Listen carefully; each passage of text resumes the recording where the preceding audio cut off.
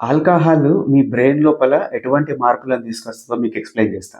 అది మొదటిగా మన బ్రెయిన్ లోపల ఉండే గాబా అనే న్యూరో ట్రాన్స్‌మిటర్ యొక్క యాక్టివిటీ లెవెల్స్ అనేటివి పెంచుతది. గాబా యొక్క ముఖ్యమైన పనేంటిది? ఆ న్యూరల్ యాక్టివిటీ, న్యూరల్ ఫైరింగ్ ఏదైతే జరుగుతుంటదో బ్రెయిన్ లోపల, దాన్ని స్లో డౌన్ చేయడం, ఒక రకంగా బ్రేక్ ఎయడం. ఈ ఇనీషియల్ పీరియడ్ లోపల ఏం జరుగుతది? మన బ్రెయిన్ తన యాక్టివిటీని కాస్త స్లో చేసేసుకుంటది.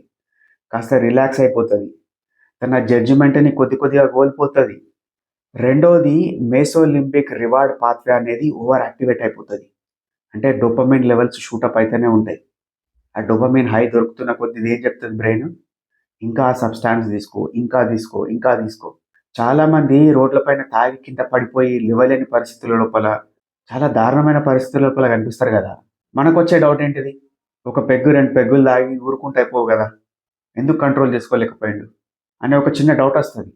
కానీ తన బిహేవియర్ అనేది తన చేతుల లోపల లేదు. ఆ మేసోలింబిక్ రివార్డ్ పాత్వే అనేది హైజాక్ చేసేసింది తన యొక్క ప్రవర్తనని.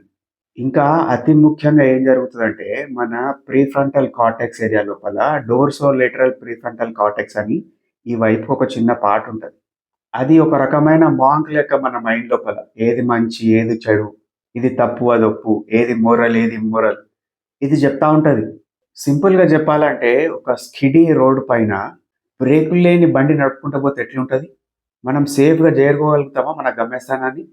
ఆల్కహాల్ తీసుకున్నప్పుడు గూడా అటువంటి పరిస్థితుల లోపలనే ఉంటాం మనం. ఏదన్నా సబ్‌స్టాన్స్‌ని తీసుకోవడం, తీసుకోకపోవడం అనేది వాళ్ళ యొక్క పర్సనల్ ఇండివిడ్యువల్ చాయిస్. ఏదన్నా చాయిస్ ఎంచుకొనబోయే ముందు దాని పర్యవసానాలు ఎట్లా ఉండబోతున్నాయని ఒకసారి ఆలోచించుకోండి.